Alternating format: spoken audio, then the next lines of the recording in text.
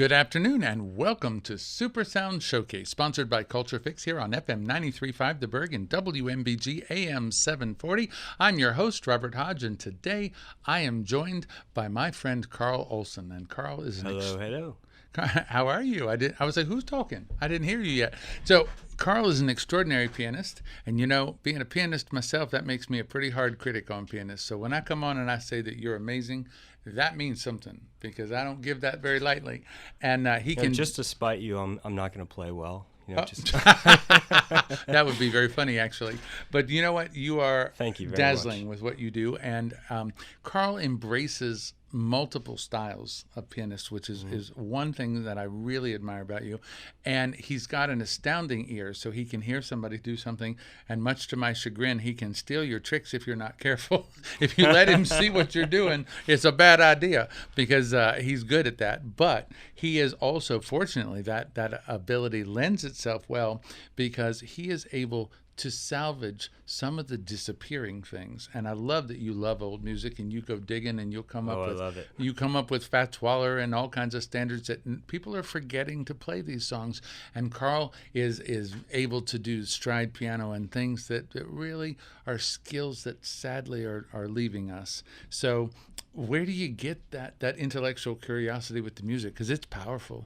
I think it just stemmed from my childhood, listening to lots of music. My dad is an avid, he's not a musician, but he's a big fan of music all around the board, just all types of music. And right. So I heard a lot of that. I heard music in church. And while we're on the subject of your dad, stuck. and since Father's Day is very recently passed, I just want to say this. The first time you and I performed together, I got the nicest letter from your father, and I hope he's listening, because you know what, Mr. Olson, you wrote me a letter that touched my heart, because you thanked me for giving your son some opportunity and stuff, and you know what, he has so much talent, and it was my pleasure to always, when we've been able to perform together, to have him nearby. But I want to say that because I was moved by your father's words, and he's a lovely man, and I wish I knew him better. So, he's a wonderful guy. So I'm saying hi to him. And but anyway, you have family in town, actually. Yep, from 4 different states. And Carl and I also share many mutual friends from something that we affectionately call the Little House. So I think, if it's okay with you, we should dedicate your performance today to our Little House friends. All right, that sounds great. And all of the rest of you, y'all can spend the day wondering what in the world the Little House is. And if you figure it out, I'll have a radio prize for you if you call me tomorrow and tell me what it is. I like it. All right, so let's talk about when music became your life. When did that happen? Well, it happened about when I was 8 years old. Yeah. And, as I mentioned, with all the music my dad would be playing and going to church and hearing all the music, I started asking my parents for piano lessons, and I want a piano, and eventually they caved. Nice. And they got me a little spinet and started me on lessons, and I was just hooked. Awesome, right? Now, the thing I also know about you that I think is fun is, ever since I've known Carl, which has been a couple of years now, I think it's fun that all of a sudden, out of the blue, I'll hear that you've decided you're curious about some other instrument, and you'll just go get one and try to figure out how to. And I bought a bass, and I bought a this, and I was like, wow. Yeah, that's for sale if anybody wants an upright bass. That one didn't work out very well. Well, I just let it sit. It was fun for a while, but it's really interesting to me, and it's such good training for you as a musician to be able to understand the difference in instruments, as well as the theory that makes up, the B flat. I've always been taught that C it's good to listen to the different instruments you hear. Absolutely. And pick them out and be an active listener rather than passive. We both know that as pianists, if you can still, just because you're solo doesn't mean that people should not hear the orchestration. Yeah. So if you're able to develop your internal mechanism to be able to put that entire orchestration into your 10 little fingers, that is what makes you good. That's something that Robert does very well, by the way. Thank you. I know that firsthand. A lot of people look around like, what part am I hearing? What is he doing? But it is fun. And it also, the converse side of that is, it also, when I'm playing what I hear in my head, sometimes that's what makes me drop a beat out of here and add one here, and it does confuse when I'm playing with other people. They're like, what are you doing? But I hear some stuff. But Carl, you've gotten. I'm proud of what you've achieved too, because you're now working all over the place. You're doing crazy things. You're teaching in other states and giving workshops and all kinds of things. Yeah. Let's talk about the variety of kind of performance opportunities you've Oh created. goodness, where do I start? Wherever. Well, Start locally. locally, okay. And then let's expand. Well, I've been playing solo at Gershwin's in Norfolk. Right. I've also been doing live on Atlantic in Virginia Beach. Oh, nice. And that's coming up again soon. And they have a piano bike that has What? like 3 wheels. It's a big beach cruiser. Really? And there's a gutted upright piano on the front of it. Stop it. So I get to pedal it, steer kind of with my knees or with one hand, and play the piano, playing through a speaker down the boardwalk and Atlantic Avenue. Stop. And I got paid to do that. That's just my dream Did you make job. this, or somebody has this and they hire you? Somebody made it. That's the craziest thing I've ever heard. So I'll be there Sunday, Wow. 7:30 to 8:15, riding that bike. Okay. Well, I like that it's on a bike, but I will tell you something funny. Actually, coincidentally, years ago when I was in college in California, and my parents came to visit me for the very first time in California, and I wanted to show them everything I could think of. So I took them at one point to Venice Beach, where a lot of crazy stuff goes on. And on the boardwalk there was an old guy that used to have an upright piano that had been painted royal blue. And he had 3 friends that would literally push the piano down the boardwalk, and he would walk behind it playing, and people would give him money. Wow. My father, the blood drained out of his face at one point. I said, "What's the matter?" He said, "If it ever gets this bad, call me first." He really was upset by the idea that I might be the guy on Venice Beach. But I think it's kind of classy that you have a bicycle instead of people pushing the piano. Well, yeah. And you're sitting down. That's important. Cause, Yeah, and I got a city, a large city paying me to do it. That's just, Wow. that's That's a phenomenal. dream come true. That sounds fun. Is it hard to pedal? Is it It's not too hard to pedal. It's just the turning radius is what gets you. right? I want to see steering this. a piano is. I want to see this, and if you go out of town, I might say call me and sub, because that would be funny. I would like Yeah. to try that maybe once, just once. Mhm. But wow, well, that is a variety of jobs that you So, found. Aside from that, I play in 2 different churches in that, Pocosin. that's true. Yeah, you've been doing that a while. Yeah, You want to give them a shout out? Who do you play for? sure. Tabernacle United Methodist Mhm. in Pocosin, and Emmaus Baptist, or as they call it, Emmaus Baptist Okay. in Pocosin. Nice. And if y'all are listening, I hope you've noticed how much better your music is now that Carl is your music director. I'm sure. So that's amazing. Now the gig on the ocean front is coming up again this Sunday and Monday, right? Yeah, Okay. And what time are you out there again? Let's tell them. 7:30 to 11 p.m. Okay. And how can they find your schedule? Is it online somewhere? Well, they can follow my Instagram. It's Okay. Carl on the Keys. Okay. Easy enough. Carl with a C. Carl on the Keys. Uh-huh. Wow. And they can find me on Facebook under Carl Olson Music. You'll find me there. On the Keys. I like that. Yes. Carl and I once had a famous adventure where we ran off to New Jersey for the or to New York for the Tribeca Film Festival. Oh, yeah. And I think I told you when we stopped for gas at the New Jersey Turnpike, and every time I hear the word Keys, this pops in my head. I used to drive a van that had a license plate that said 88 Keys on it. And, in New Jersey, it's still only full service. They don't allow the self-service gas up there, which is a great thing. But this old guy that had been pumping gas for Lord knows how long, he looked at my license plate and he walked up to the window. He goes, 88 Keys. What are you, a locksmith? And I thought, yeah, that's it. I'm a locksmith. That's exactly. Yeah. But yes, I thought everybody knew 88 keys were on a piano. But oh well, you learn something every single day. Have you ever had anybody come up to you at a piano setting and say something absolutely ridiculous? What's the funniest thing? Oh, my goodness.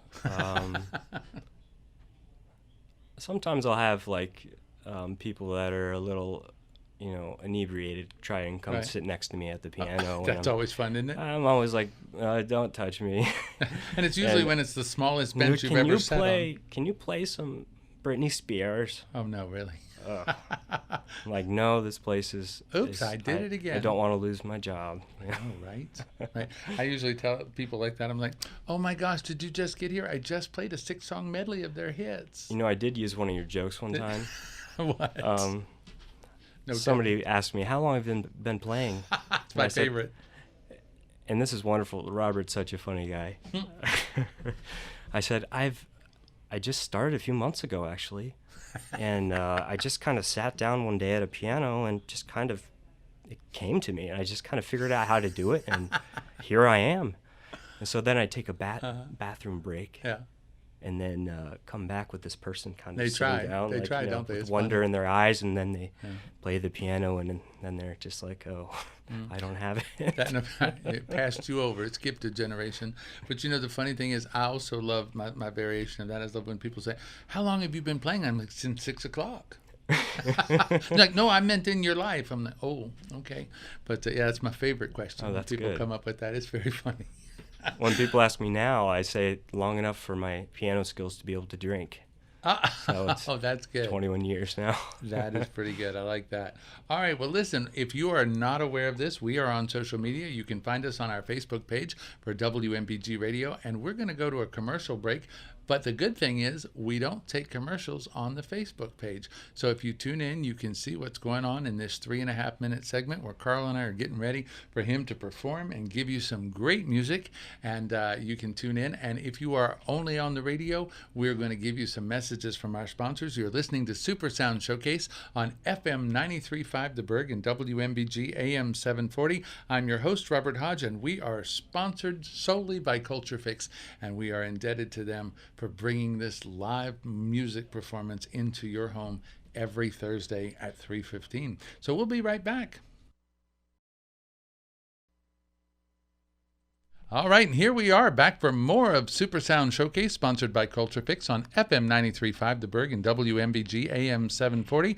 I am your host, Robert Hodge, and my guest today is Carl Olson. He is an extraordinary pianist. He is also a witty expert at satire and humor, and you bring elements of fun into otherwise songs that really go unnoticed quite often, and you redesign them and execute them in your own style, which is so important. I mean, they're also serious to me. I don't know why you think they were funny.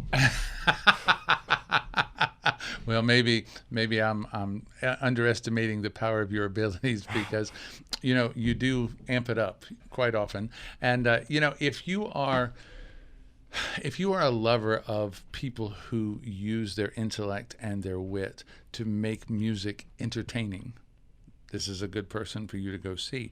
He's also somebody that, Carl is a very warm person. And if you go up to him and you engage him in conversation, the thing that I admire most is you will feel like you are the absolute only person on this earth that he wants to talk to at that moment. And that's a great gift. It really is, and it's a wonderful sincerity that you have. Thank you, Robert. Yeah. So you know what? Go see this man because he will entertain you. Go over to Gershwin's. I played there a million years ago, and it's an interesting room. They still making that smoked bourbon. That's crazy, where they light it on fire and cover it with a metal cut. It's the craziest thing you've ever seen, and it's a delightful thing, and they have great food. And Jennifer Gamble's over there quite often, too, and she's a brilliant performer. She was here once, I don't know how many months ago. It all runs together at some point. But great music going on there, and it's right on Granby Street. And so if you're in Norfolk for the Arts Festival or any of the great activities and shows that are happening at Chrysler Hall, it's right around the corner, and you can go. What nights are you there? I don't know exactly. I don't remember. Oh. You know, that's the 4 times a month, or just, it's the age-old story of musicians. Right. They go on tour and they're like, now where are we today? You know, you get lost and you don't know. But anyway, what are you going to start with, Carl? What songs do we have today? I'm going to start with a song. A song? Oh, called nice. Ferris Wheel that I wrote. You wrote this? Oh, yes. That's wonderful. And I can just imagine that we're going to have audio imagery in our heads. And if you close your eyes, I have a feeling we're about to ride the Ferris wheel. Let's hear it. All right.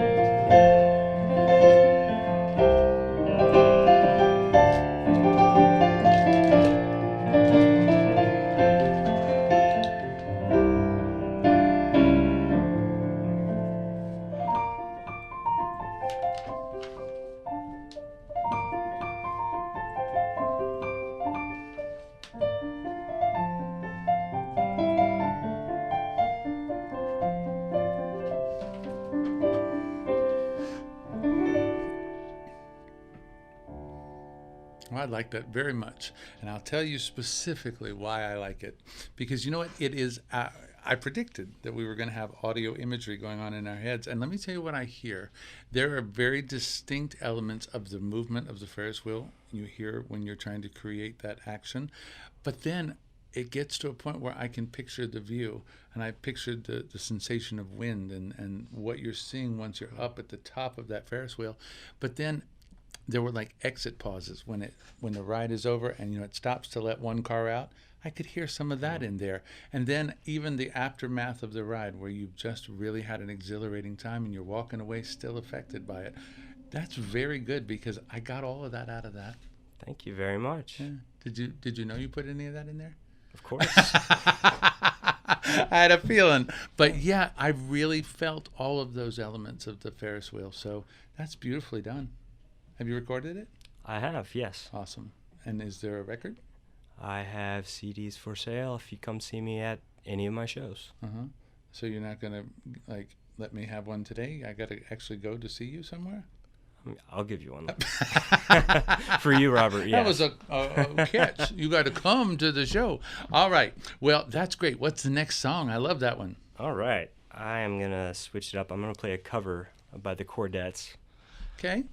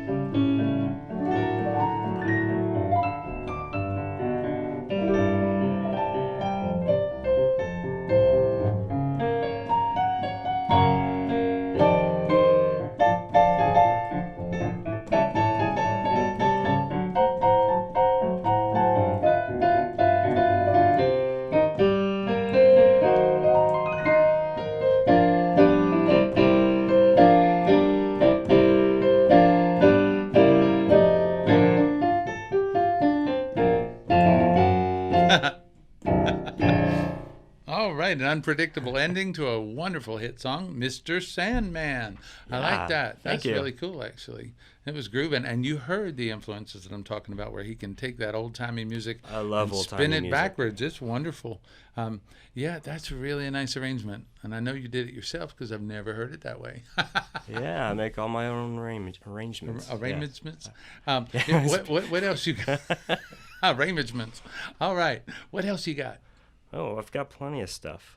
Is there anything you would like to hear? Yeah, you know what? I like when you play the wild stride piano. You got one of those for me? I think I do.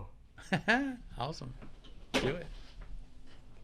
That'll be something nice and bouncy to roll it out of maybe 12th Street or Cannonball Rag, one of those. Mix them together. You know how I love medleys. Okay. Whatever you want to do. Let's see about bro. that. Let's play us out with some Flash.